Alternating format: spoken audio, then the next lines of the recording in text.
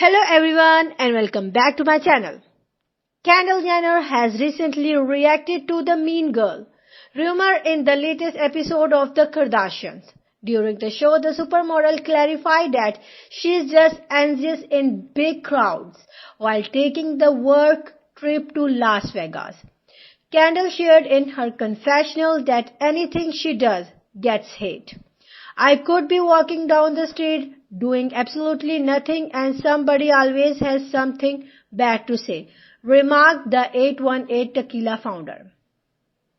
The television reality star revealed that she felt hurt whenever people targeted her character. What hurts most, Kendall said, is that people think I'm a mean girl and it's not the case.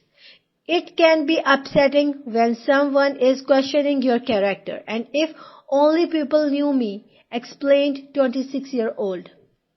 Speaking about her work party in Vegas, Kendall described it very overwhelming and craved the complete opposite situation.